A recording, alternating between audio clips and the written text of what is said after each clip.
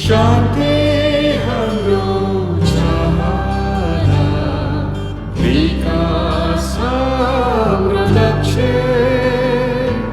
सूचना र अभिव्यक्ति हाम्रो सब पक्ष। हामीले वार्ता सामुदायिक रेडियो।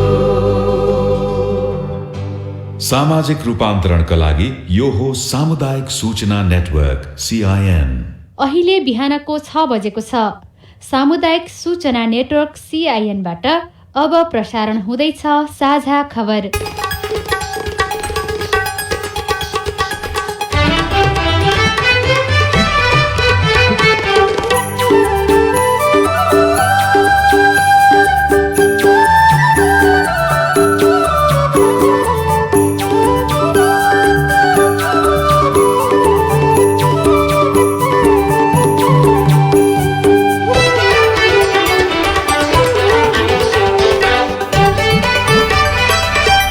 शुभ प्रभात। यो CIN को साझा खबर हो। गीता चिमोरियासँगै गोविन्द खड्काको तपाईलाई स्वागत छ।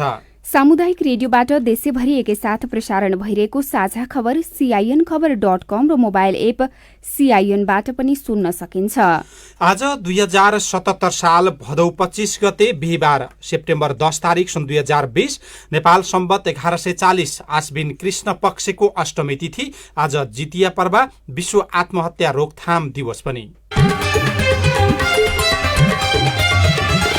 11औं वर्ष प्रवेशको अवसरमा रेडियो खलङ्गा जाजरकोटलाई उत्तरोत्तर प्रगतिको शुभकामना व्यक्त गर्दै साझा खबरमा प्रमुख खबरका शीर्षकहरू।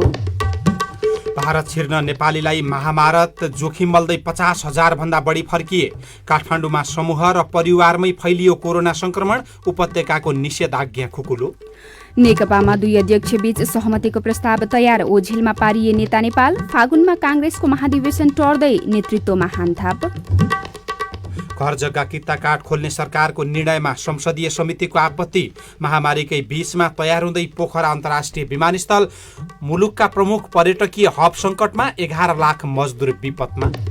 भारत र चीनबीच फेरि सैन्य तनाव, अफगान उपराष्ट्रपतिलाई लक्षित गरी बम विस्फोट, 10 को मृत्यु। खोपबाट मात्रै हर्ड इम्युनिटी सम्भव हुने विश्व स्वास्थ्य संगठनको दावी। र पर्वतीय खेलकुद कार्यविधि तयार, राष्ट्रिय टोलीबाट रोनाल्डोको शतकीय गोलको आँकडा पार।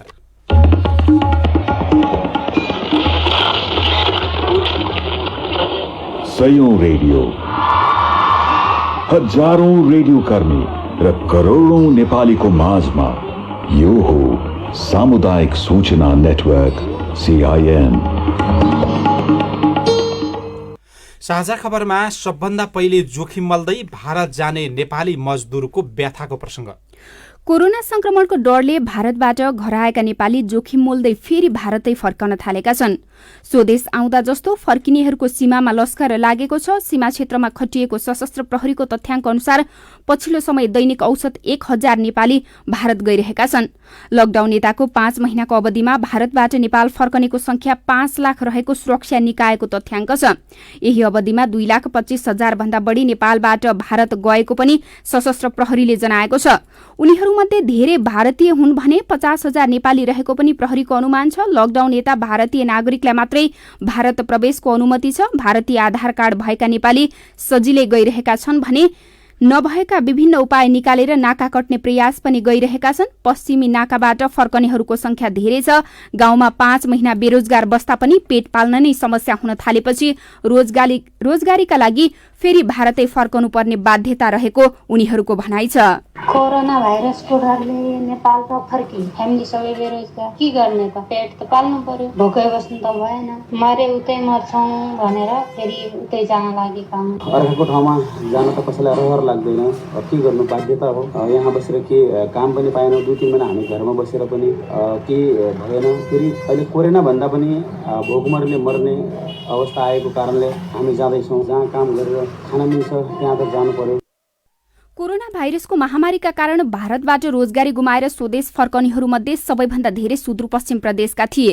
सुदूरपश्चिममा मात्रै भारतबाट 3 लाख भन्दा बढी युवा फर्किएका थिए। घर फर्केको 4-5 महिना बित्न लाग्दा पनि कुनै रोजगारी नपाएपछि अहिले उनीहरू जसरी स्वदेश फर्किएका थिए त्यसै गरी बाहिरिन सिमानामा लाइन लागेका छन्।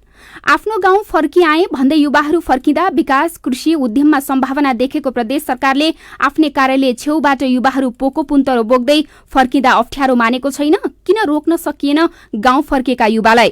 सुदूरपश्चिम प्रदेश सरकारका अर्थमन्त्री झपट बहादुर बोहरा भन्नुहुन्छ, सुदूरपश्चिम प्रदेश सरकारले बजेटमा नै 1 अर्ब 50 करोड रुपियाँको सुदूरपश्चिम प्रदेश रोजगार विकास कोषको परिकल्पना गरेको छ। त्यो ऐन पास भइसकेको छ, नियमावली पास भइसकेको छ।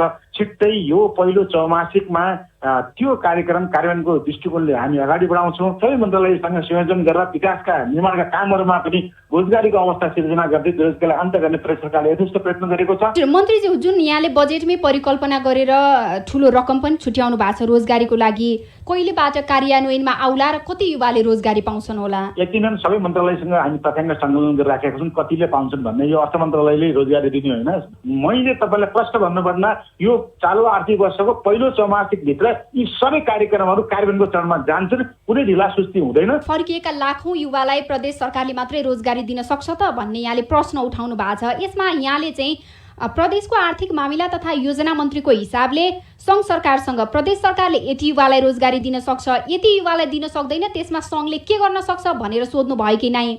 वा चाहिँ सुदूरपश्चिम प्रदेशमा रहेको 88वटा स्थानीय तहसँग यहाँले कस्तो छलफल गर्नुभयो? हामीले बेरोजगारीको तथ्याङ्क लिइरहेको छौँ। इन्डियाबाट आएका मान्छे कति छन्, बेरोजगार कति छन् र हामीले स्वरोजगारमा प्रदेशमा भएका जो बेरोजगार कति छन् तिनको पनि तथ्याङ्क स्थानीय निकायबाट आउँछ। यी सबै कुराहरूको लागि त समय लाग्छ, यो रातारात हुने काम पनि होइन। हामी स्थानीय तहसँग समन्वय गरिराखेका छौँ। कोरोना महामारीका कारण लकडाउन अवधिमा देशभरका 41% महिलाले रोजगारी गुमाएका छन्। रोजगारी तथा व्यावसायिक क्षेत्रमा बन्द हुँदा आयस्रोत गुमाएका महिलाहरूको संख्या पुरुषको तुलनामा धेरै छ। युएनडीपीको सहयोगमा इन्स्टिच्युट फर इन्टिग्रेट डेभलपमेन्ट स्टडिजले तयार पारेको रिपोर्ट अनुसार यो अवधिमा 28% पुरुषले रोजगारी गुमाएका छन्। केन्द्रीय तथ्याङ्क विभागले सन् 2017-18 को श्रमशक्ति सर्वेक्षण अनुसार नेपालमा काम गर्ने उमेर समूहमा 15 वर्ष माथि झण्डै 2 करोड 7 लाख जनसङ्ख्या रहेको देखाएको छ। यसमध्ये 55.6% महिला पर्छन्। काम गर्ने उमेर समूहका करिब 71 लाख जनसङ्ख्या रोजगारी तथा श्रम बजारमा सहभागी छन्। रोजगारीमा पुरुषको तुलनामा महिलाको संख्या कम देखिए पनि रोजगारी गुम्नेमा भने धेरै अन्तर देखिएको छ। महिलाहरूको रोजगारी गुमाउने संख्या बढ्दै जाँदा त्यसको व्यवस्थापनमा तत्काल फरक ढङ्गले सोच्नुपर्ने विज्ञहरूले भनेका छन्। सरकारले प्रधानमन्त्री रोजगार कार्यक्रम, प्रधानमन्त्री कृषि कार्यक्रम, राष्ट्रपति उत्थान कार्यक्रम कार्यान्वयन गरेको छ, तर गहिरो विश्लेषण नगरिँदा लक्षित वर्गका महिलाले कार्यक्रमबाट फाइदा लिन सकेका छैनन्। निजी विद्यालयहरूबाट पनि शिक्षकहरूले रोजगारी गुमाउने संख्या बढेको छ। अहिले कम्तीमा पनि 3000 शिक्षकले रोजगारी गुमाएको सर्वेक्षणले देखाएको छ। तलब माग्दा निष्कासन गर्नुपर्ने, केहीले थोरै तलब पाएको पनि गुनासो गरेका छन्। सञ्चालकहरूले भने आम्दानी नभएपछि शिक्षक कटौती गर्नु परेको र तलब दिन नसकेको दाबी गरेका छन्। कतिपय शिक्षकहरू तलब नपाएको भन्दै आन्दोलन समेत गर्नुपर्ने अवस्थामा पुगेको उनीहरूले सीआईएनलाई पटक पटक बताइरहेका छन्। निषेधाज्ञाका कारण सर्वसाधारणको आवतजावत कम भए पनि काठमाडौँ उपत्यकामा समूहमा संक्रमण देखिन थालेको छ। यसअघि सीमित समूहमा मात्र देखिने गरेकोमा पछिल्लो समय समूहगत संक्रमणको मात्रा बढेको इपिडेमियोलोजी तथा रोग नियन्त्रण महाशाखा ईडीसीडीले जनाएको छ। यसअघि पनि प्रहरी, अख्तियार दुरूपयोग अनुसन्धान आयोग र अस्पतालमा समूहमै संक्रमण देखिएको थियो। पछिल्लो समय एउटै परिवारका सबैजसो सदस्यमा पनि कोरोनाको संक्रमण देखिन थालेको छ। निषेधाज्ञापछि अस्पताल, स्वास्थ्य संस्था, प्रहरी, नेपाली सेना, कारागारका कैदी र तिनको सुरक्षामा खटिएका सुरक्षाकर्मीमा संक्रमण बढेको छ। एउटै परिवार र टोलटोलमा कोरोना देखिनेको संख्या बढेको पनि ईडीसीडीले जनाएको छ। संक्रमित बढ्दै गए पनि काठमाडौँ उपत्यकाका 3 जिल्लामा जारी निषेधाज्ञा भने खुकुलो हुने भएको छ। उपत्यकाका काठमाडौँ, भक्तपुर र ललितपुर जिल्ला प्रशासनले 3 सातादेखि लगाइएको निषेधाज्ञालाई खुकुलो पार्दै व्यापार व्यवसाय खोल्न र निजी तथा सार्वजनिक सवारी साधन जोर बिजोर प्रणालीमा सञ्चालन गर्न दिने निर्णय गरेका छन्। सरोकारवाला क्षेत्र, सरकारी निकाय निकाय र गृह मन्त्रालयसँग समन्वय गरेर काठमाडौँका प्रमुख जिल्ला अधिकारी जनकराज दाहाल, भक्तपुरका प्रमुख जिल्ला अधिकारी हुमकला पाण्डे र ललितपुरका प्रमुख जिल्ला अधिकारी नारायण प्रसाद भट्टको संयुक्त बैठकले निषेधाज्ञाको ढाँचा फेर्ने निर्णय गरेको हो। मंगलबार नै तीनै जिल्लाका प्रमुख जिल्ला अधिकारीले अनुमोदनका लागि गृह मन्त्रालयमा पठाएको निषेधाज्ञाको स्वरूप हिजो स्वीकृत भएको हो। निजी सवारी साधनलाई जोर बिजोरमा चल्न दिने, दैनिक उपभोग्य सामानका पसल पनि समय तोकेर सञ्चालन गर्न दिने तथा निजी कार्यालय, उद्योग एवं कल कारखाना स्वास्थ्य सुरक्षा मापदण्ड अपनाएर सञ्चालन गर्ने गरी निषेधाज्ञाको नयाँ स्वरूप तयार पारिएको भक्तपुरका प्रमुख जिल्ला अधिकारी हुमकला पाण्डेले सीआईएनसँग बताउनुभयो। अघिल्लो हप्ता गरेका क्रियाकलापहरूभन्दा अहिले त्यही सहजीकरण गरेका छौँ होइन। मापदण्ड तोकेर सहजीकरण गरिएको छ। विभिन्न व्यापार व्यवसायहरू सार्वजनिक यातायातमा मापदण्ड तोकेर खोल्न सकिने भन्ने खालको कुराहरू छ। हजुर, समय तोकेको छ। समय तोकेर खोल्नको लागि सहजीकरण गरिएको छ। गाडीहरू पनि चल्ने भन्ने कुरा के हो र? सार्वजनिक यातायात पनि मापदण्ड तोकेका गाडीहरूलाई मात्र चल्न दिने गरी राखेको छ। निषेधाज्ञा खुकुलो बनाउने सरकारको निर्णय भए पनि काठमाडौँ उपत्यकामा कोरोना संक्रमित थपिने क्रम घटेको छैन। काठमाडौँ उपत्यकामा हिजो मात्रै 464 जनामा कोरोना भाइरसको संक्रमण पुष्टि भएको छ। काठमाडौँमा 394, ललितपुरमा 34, भक्तपुरमा 36 जनामा संक्रमण देखिएको छ। यो सँगै काठमाडौँमा संक्रमितको संख्या 7611 पुगेको छ। करिब 7000 यो निषेधाज्ञाको बीचमा मात्रै थपिएका छन्। 24 घण्टामा देशभर 1081 जनामा कोरोना भाइरस कोभिड-19 को संक्रमण पुष्टि भएको स्वास्थ्य तथा जनसङ्ख्या मन्त्रालयले जानकारी दिएको छ। देशभरका प्रयोगशालामा 11167 नमुना परीक्षण गर्दा उनीहरूमा संक्रमण पुष्टि भएको हो। यो सँगै नेपालमा कुल संक्रमितको संख्या 49,219 पुगेको छ। 33,882 संक्रमण मुक्त भएका छन् भने पछिल्लो 24 घण्टामा 918 जना संक्रमण मुक्त भएर घर फर्किएको मन्त्रालयका प्रवक्ता डाक्टर जागेश्वर गौतमले जानकारी दिनुभयो। कोभिड-19बाट संक्रमण मुक्त भई गत 24 घण्टामा डिस्चार्ज हुनेहरूमा जम्मा 918 जना हुनुहुन्छ।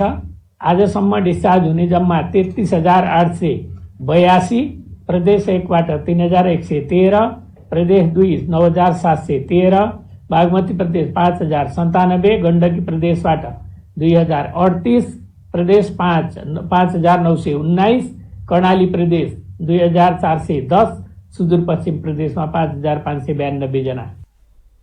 कोरोना संक्रमणका कारण अहिलेसम्म 312 जनाको मृत्यु भइसकेको छ। 85 वर्ष माथिका संक्रमितको मृत्यु दर 24% सबभन्दा धेरै रहेको देखिएको छ।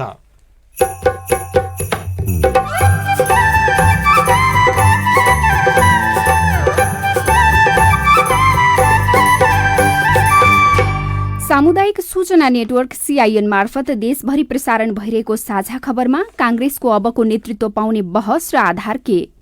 आफू कुनै पदमा हुँदा या पोस्टमा हुँदाखेरि काम गरेको अनुभवका आधारमा केही सर्टेन यस्ता विषय राखेर क्राइटेरिया बनाऊ।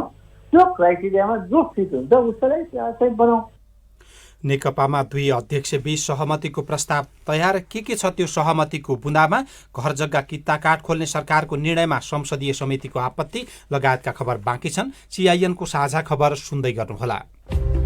तपाई आफूलाई स्वस्थ राख्ने जिम्मा तपाईकै हो। तपाईका बालबालिकालाई स्वस्थ राख्ने जिम्मा पनि तपाईकै हो। अनि तपाईका आमा बुबालाई स्वस्थ राख्ने जिम्मा पनि तपाईको नै हो। त्यसो भए सरकारको कुरा मान्नुहोस्, केही दिन घरभित्रै बस्नुहोस्, नोभेल कोरोना अर्थात् कोभिड-19 को संक्रमणबाट आफू, परिवार, समाज र देशलाई नै जोगाउनुहोस्। कोरोना संक्रमणबाट बच्न र बचाउन सरकारले तोकेका नियमहरू पालना गरौं। रोगबाट बच्न सके मात्रै धन सम्पत्ति र अवसरको महत्व हुन्छ।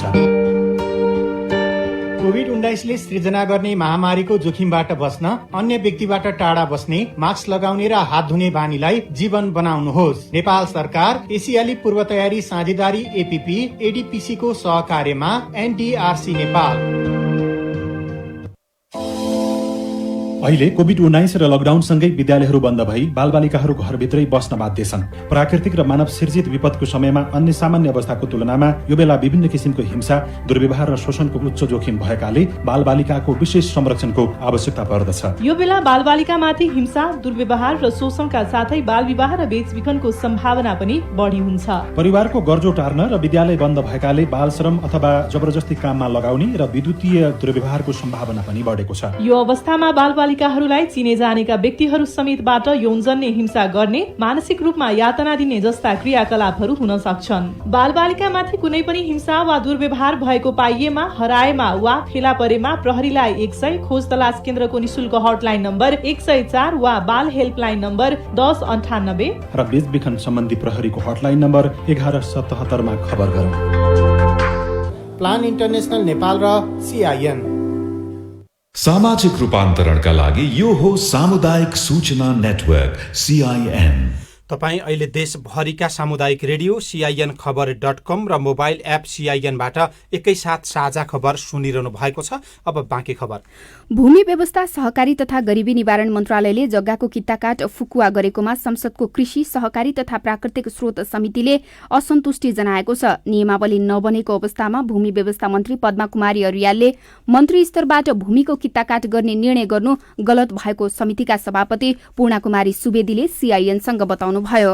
नियमावली बनेको छैन, यसको संरचनाहरू बनेको छैन, अनि अब केन्द्रले नक्साहरू पठाउनु पर्छ वर्गीकरण गरेको भूप्रयोगको ऐन अनुसारको।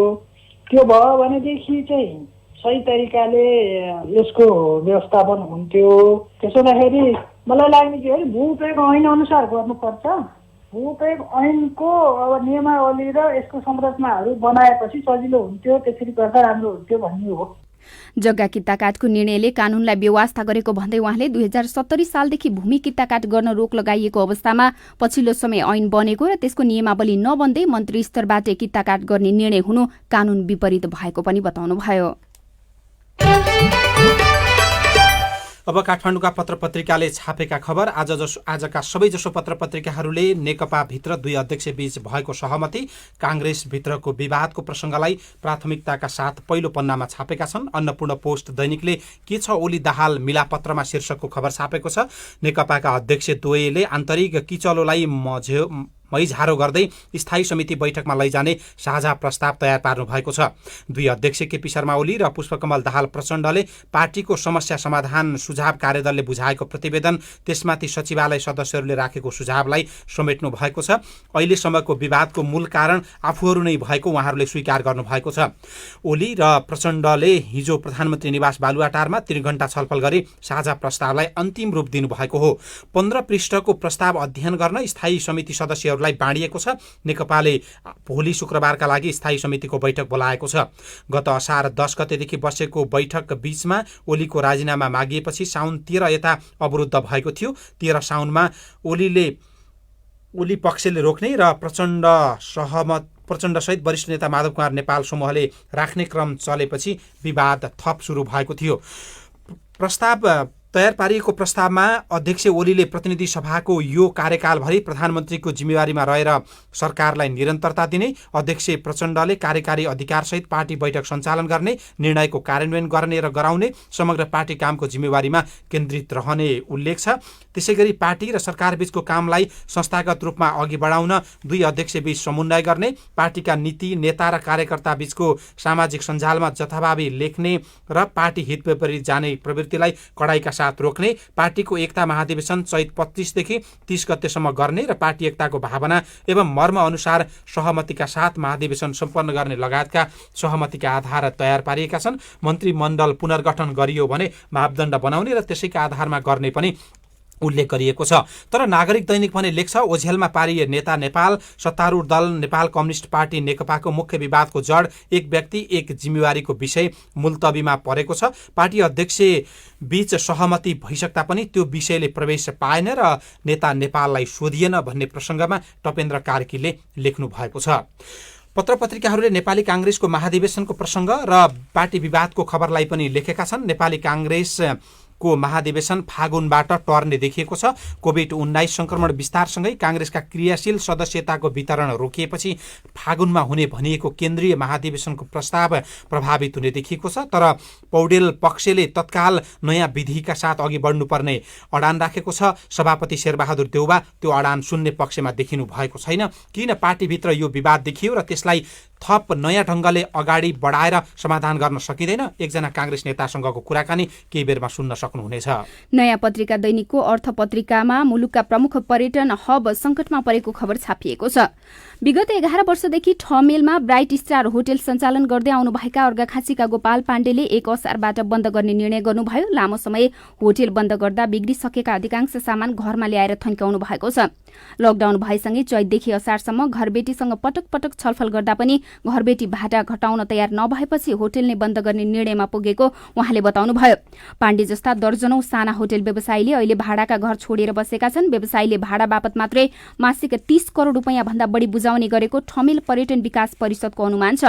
साना केही व्यवसायीले छोडेर हिँडे पनि करोडौं लगानी रहेको ठूलो व्यवसायलाई भने समस्या भएको व्यवसायीहरूले बताएका छन्। मुलुकका प्रमुख पर्यटन हब संकटमा पर्दा 11 लाख मजदूर विपदमा परेका छन्।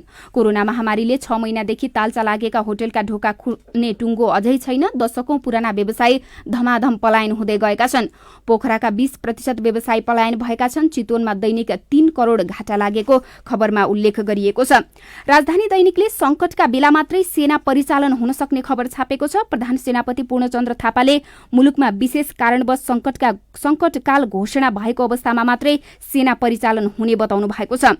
कोभिड व्यवस्थापनका लागि सेना परिचालन गर्नुपर्ने आवाज उठिरहेका बेला प्रधान सेनापति थापाले संकटकाल घोषणाको अवस्थामा मात्रै सेना परिचालन हुने र अन्य अवस्थामा सेनाले सरकारको सहयोगी अंगका रूपमा मात्रै काम गर्ने स्पष्ट पार्नु भएको हो। प्रधान सेनापति थापाले हिजो विभिन्न सञ्चार माध्यमका सम्पादकसँग आफ्नो 2 वर्षे कार्यकालमा भएका उपलब्धिबारे जानकारी गराउन आयोजित कार्यक्रममा मुलुकको अवस्था साँच्चै नै संकटमा पुगेको निर्कुल सरकारले गरेको खण्डमा सेना परिचालन हुन सक्ने सम्भावना रहेको पनि बताउनु भएको हो। र नयाँ पत्रिका दैनिकले सैलुङलाई मल आयातमा अर्का 2 ठेक्का पनि शीर्षकको खबर छापेको छ।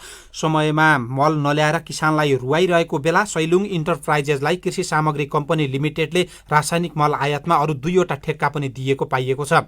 कर्मचारी संघको मिलेमतोमा अन्तर्राष्ट्रिय बजार मूल्य विश्लेषण गरेर सैलुङका सञ्चालक शारदा प्रसाद अधिकारीले थप ठेक्का लिनुभएको हो। सैलुङले गत आर्थिक वर्ष 2076-77 को ठेक्कामा सहभागी भई ल्याउनुपर्ने 25,000 टन युरिया समयमा नल्याएपछि आइतबार कृषि मन्त्रालयले ठेक्का रद्द गर्नका साथै धरोटी रकम जफत गर्ने निर्णय गरेको थियो। तर त्योसँगै मल ल्याउने अरू 2वटा ठेक्का भने निरन्तर रहेको देखिएको छ।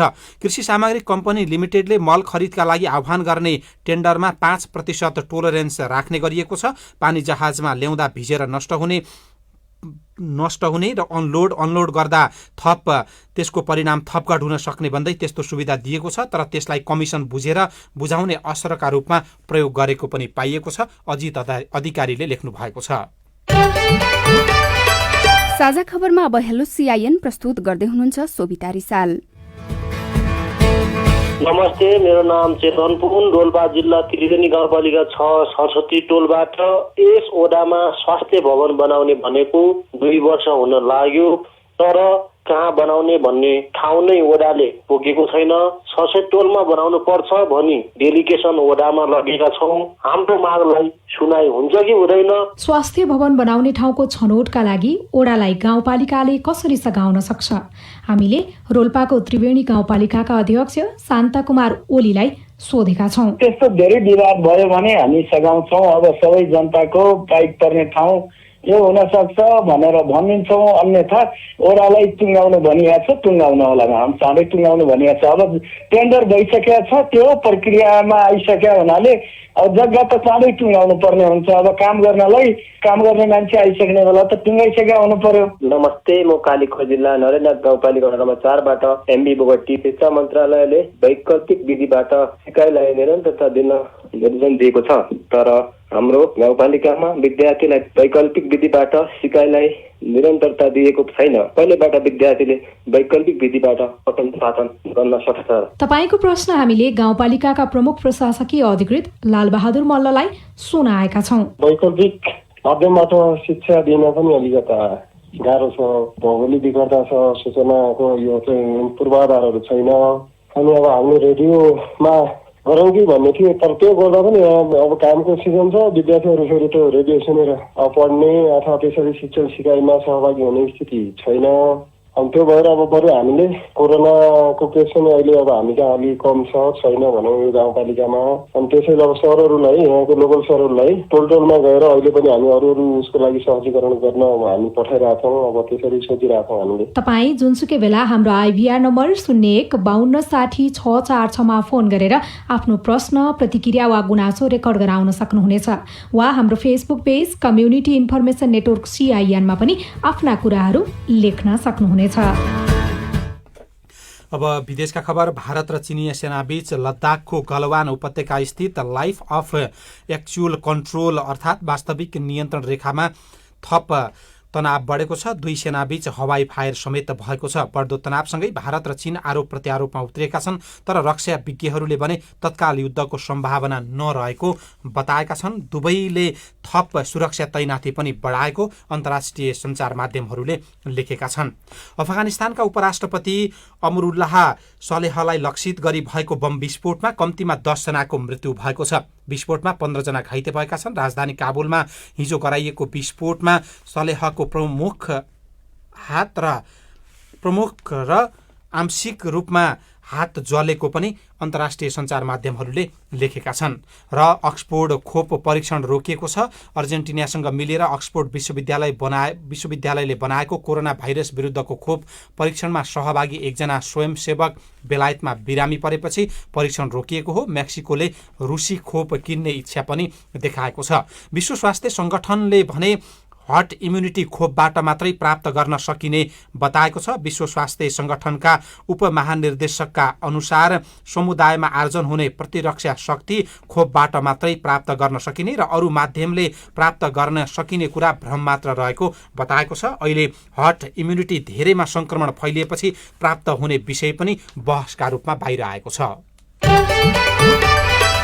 अब खेल खबर। आधुनिक फुटबलका हस्ती क्रिस्टियानो रोनाल्डोले राष्ट्रिय टोलीबाट शतकीय गोलको आँकडा पार गर्नु भएको छ। UEFA नेसन्स लीग अन्तर्गत मंगलबार राति स्विडेन विरुद्ध 2-0 को जित निकालेको खेलमा रोनाल्डोले 2 गोल गर्दै 101 गोलको शतकीय आँकडा पार गर्नु भएको हो। राष्ट्रिय टोलीबाट शतकीय गोल पूरा गरेपछि कप्तान रोनाल्डोले राष्ट्रिय टोलीका लागि यो ऐतिहासिक लक्ष्य पूरा गर्न पाएकोमा आफूलाई गर्व लागेको पनि बताउनु भएको छ। बागमती प्रदेश पर्वतीय खेलकुद महासंघको कार्यसमिति बैठकले वार्षिक कार्ययोजना तयार पारेको छ। भर्चुअल मार्फत बसेको बैठकले वार्षिक कार्ययोजना पारित गरेको हो। बैठकले गत आर्थिक वर्षको कार्यक्रमको समीक्षा, आर्थिक प्रतिवेदन तथा सदस्य संघहरूको गतिविधि सम्बन्धी प्रस्ताव पारित गर्दै नयाँ ऐन अनुसार नेटवर्कको नाम परिवर्तन गरी बागमती प्रदेश पर्वतीय खेलकुद महासंघको रूपमा लैजाने निर्णय समेत गरेको छ। र प्रिमियर लीग क्लब सेफिल्ड युनाइटेडले स्ट्राइकर ओलिभर बुर्केला अनुबन्ध गरेको छ। सेफिल्डले वेस्ट ब्रुमबाट स्ट्राइकर ओलिभरलाई अनुबन्ध गरेको हो। नेपाली कांग्रेसमा देखिएको विवाद र सहमतिका लागि वैकल्पिक बाटो के हुन सक्छ? एकजना नेतासँगको रेडियो कुराकानी, अरू खबर र कार्टुन पनि बाँकी छन्। CIN को साझा खबर सुन्दै गर्नुहोला।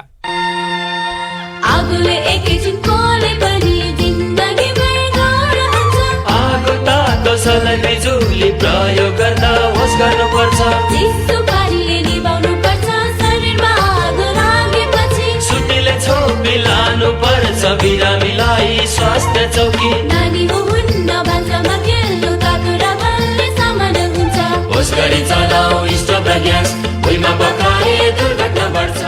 अग्निजन्य दुर्घटना भएमा 01 55 55 689 मा सम्पर्क गर्नुहोस्। BBS नेपाल ललितपुर। पवन कलीसँग कोरोनाका कुरा। नमस्ते, सन्चै हुनुहुन्छ? क्यार लानुभयो घरमा? मेरो अत्यास लाग्छ। मेरो यादले सतानी म त आइहालेँ क्यारे। म पवन कली नि सन्चै छु। नेपाल सरकार स्वास्थ्य तथा जनसङ्ख्या मन्त्रालय, राष्ट्रिय स्वास्थ्य शिक्षा सूचना तथा सञ्चार केन्द्र, सेभ द चिल्ड्रेन र सामुदायिक सूचना नेटवर्क CIN को प्रस्तुति। शनिबार बिहान 7:15 देखि 7:30 सम्म सामुदायिक सूचना नेटवर्क CIN मार्फत देशैभरिका सामुदायिक रेडियोहरू, युट्युब र सामाजिक सञ्जालहरूबाट हेर्न र सुन्न सकिन्छ। सामाजिक रूपान्तरणका लागि यो हो सामुदायिक सूचना नेटवर्क CIN। साझा खबरमा अब कांग्रेसभित्रको विवाद र सहमतिको विकल्पको कुरा। नेपाली कांग्रेस महाधिवेशनको संघारमा छ, तर कोरोना महामारीका कारण तोकिएको समय 77 फागुनमा महाधिवेशन हुने नहुने अन्यल छ। अर्कोतिर पार्टीभित्र सभापतिले एकपक्षीय निर्णय गरेको भन्दै संस्थापन इतर पक्षको विरोध पनि छ। यिनै विषयमा रहेर साथी राजन रुचालले कांग्रेस नेता नवीन्द्र राज जोशीसँग कुराकानी गर्नुभएको छ। वैधानिक रूपमा विधि विधान प्रक्रियाबाट नेपाली कांग्रेस चल्नुपर्छ, त्योभन्दा अर्को अन्यथाबाट नेपाली कांग्रेस चल्न सक्दैन। त्यसैमा नै जुन अहिले विधानको गएका कामहरू छन् त्यसलाई सभापतिले फिर्ता लिनुपर्छ भनेर भनेका हौँ। यदि सभापतिज्यूले फिर्ता लिनु भएन भने त्यस्तो अवस्थामा तपाईँहरूले चाहिँ के गर्नुहुन्छ? हामी पोलिटिकल एक्सनहरू गर्ने भनेर भनेका छौँ। त्यसको मोडलहरू पनि विभिन्न मोडलहरू छन्। त्यसको मतलब अनसनको कुरा पनि बाहिर आइराखेको छ, तपाईँहरू त्यसको तयारी गर्दै हुनुहुन्छ भन्ने? त्यो रेस्पोन्स कसरी गर्नुहुन्छ त्यसमा डिपेन्ड गर्छ। यो कुरा र ऊ भन्दा पनि मेजर कुरा चाहिँ पोलिटिकल एक्सनमा जाने कुरा हो। महाधिवेशन आउँदैछ, नजिकिँदैछ, समयमा महाधिवेशन हुँदैन कि भन्ने एउटा संशय पनि कायमै छ। समयमा महाधिवेशन हुन्न कि भन्ने र त्यसको विकल्प खोज्ने त्यो विषयको पनि बहस एक चरणको सुरु भयो। महाधिवेशनको विकल्प हुन सक्दैन। यदि यो कोभिड-19 का कारणले केही समस्या छन् भने महाधिवेशनका लागि के गर्ने भन्ने कुरा गरौँ, तर महाधिवेशन फागुनमै गरौँ, क्रियाशील सदस्यको कुरा टुङ्ग्यौँ। त्यसका लागि विभिन्न मोडलहरू हामी अप्नाउन सक्छौँ कि महाधिवेशन कांग्रेसलाई जीवन मरणको प्रश्न हो। कांग्रेसले भोलिको दिनमा नेतृत्व लिने हो भने कांग्रेसलाई अहिले स्वतन्त्र, निष्पक्ष र सबैलाई सम्मिलित गरिकन महाधिवेशन निश्चित समयमै गर्न आवश्यक छ। तर महाधिवेशनको विकल्प नभए पनि महाधिवेशन अगाडिका तयारीको विकल्पहरू चाहिँ हुन सक्छन्, त्यसरी चाहिँ बहस गर्न सकिन्छ। त्यसमा बहस गर्न सकिन्छ। तपाईँ पौडेल पक्षको नेता भनेर चिनिनुहुन्छ एक हिसाबले बाहिर सुन्दाखेरि हेर्दाखेरि। अबको महाधिवेशनमा तपाईँहरूको पक्षको सभापतिको उम्मेदवार चाहिँ को हो? अब हेर्नुहोस्, यो पक्षको नेता भन्दा पनि पार्टीको जुन आदर्श हो त्यो आदर्शलाई बोकेर हिँड्ने विचारमा स्पष्टता र विधि विधानभन्दा विपरीत जान्न भन्ने त्यो नेता चाहिँ हुनुहुन्छ। त्यसमा हो मलाई लाग्छ सल्लाह गरेर एउटा नेतृत्व चाहिँ सबै सल्लाह गरेर सबैले दाबी गर्नु स्वाभाविक हो हैन। सभापतिको उम्मेदवार अहिले रहिरहेका नेता मध्येको पहिलो पुस्ता कि दोस्रो पुस्ता अथवा तेस्रो पुस्ता त? यो त छलफल गरौँ। त्यसमा म चाहिँ के भन्छु भने पुस्ताको हिसाबमा को सभापति हुने भन्दा पनि कन्ट्रिब्युसनको हिसाबमा, विचारका हिसाबमा, भोलिको भिजनरीको हिसाबमा, पार्टीको चाहिँ सैद्धान्तिक आदर्शलाई चाहिँ एक्सप्लेन गर्न सक्ने हिसाबमा, हिजो आफू कुनै पदमा हुँदा या पोस्टमा हुँदाखेरि काम गरेको अनुभव, उसले गरेको, उसले देखाएको, प्रमाणित गरेको विषयका आधारमा। यो कुराकानीसँगै हामी साझा खबरको अन्त्यमा आइपुगेका छौँ। सामुदायिक रेडियो प्रसारक सङ्घद्वारा सञ्चालित CIN को बिहान 6 बजेको साझा खबर सक्नु अघि मुख्य खबर फेरि एकपटक। भारत छिर्न नेपालीलाई महाभारत, जोखिम मोल्दै 50,000 भन्दा बढी फर्किए। काठमाडौँमा समूह र परिवारमा फैलियो कोरोना संक्रमण, उपत्यकाको निषेधाज्ञा भने खुकुलो। नेकपामा 2 अध्यक्षबीच सहमतिको प्रस्ताव तयार, ओझेलमा पारिए नेता नेपाल। फागुनमा कांग्रेसको महाधिवेशन टर्दै नेतृत्वमा हानथाप। जग्गाको किताकाट खोल्ने सरकारको निर्णयमा संसदीय समितिको आपत्ति। महामारीकै बीचमा तयार हुँदै पोखरा अन्तर्राष्ट्रिय विमानस्थल, मुलुकका प्रमुख पर्यटकीय हब सङ्कटमा, 11 लाख मजदुर विपदमा। भारत र चीनबीच फेरि सैन्य तनाव, अफगान उपराष्ट्रपतिलाई लक्षित गरी बम विस्फोट, 10 जनाको मृत्यु। र बागमती प्रदेशमा पर्वतीय खेलकुद कार्यविधि तयार। साझा खबरको अन्त्यमा पालो आएको छ कार्टुनको। आज नयाँ पत्रिका दैनिकमा रवि मिश्रले बनाएको कर्नर किक शीर्षकको कार्टुन लिएका छौँ। यो कार्टुनमा काठमाडौँको निषेधाज्ञा किन लगाइयो र किन खुकुलो भयो भन्ने प्रसङ्गलाई व्यङ्ग्य गर्न खोजिएको छ। यहाँ एकजना काठमाडौँका जिम्मेवार व्यक्ति हुनुहुन्छ, प्रशासनिक जिम्मेवार व्यक्ति, उहाँले जवाब दिइरहनु भएको छ। एकजनाले सोधेको छ निषेधाज्ञा किन? किनकि सङ्क्रमण बढिरहेको छ। खुला आज्ञा किन? किनकि सङ्क्रमण बढी नै रहेको छ। हवस् त, प्राविधिक साथी सुभाष पन्तलाई धन्यवाद। अहिलेलाई गोविन्द खड्का र गीता चिमोरिया बिदा भयौँ। तपाईँको आजको दिन शुभ होस्। नमस्कार। यसपछि देशभरिका सामुदायिक रेडियोबाट कार्यक्रम हाम्रो पालिका प्रसारण हुनेछ, सुन्ने प्रयास गर्नुहोला।